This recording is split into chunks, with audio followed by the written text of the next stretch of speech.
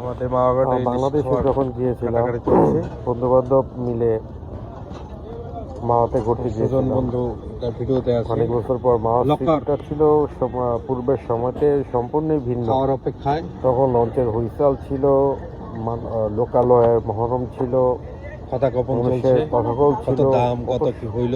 ভালো লাগছে বিষয়গুলো, সারা রাত জমজমাট, মানুষের ভিড়। এখন সেই জায়গা মনে হচ্ছে যে মানে লাইভ কি আমি তো বলবো, জীবনে যাবো একটা না, আমি যে বাজারের বাংলাদেশে থেকেও দেখতেছি। অবস্থা খারাপ। হ্যাঁ, সেই তোরা কোলাহল ওরা একটা কোথায়, গাছ সেই না। কি একা কোথায়, মাজা আছে। তারপর মানুষের যে একটা পূর্বের আকর্ষণ রয়েছে।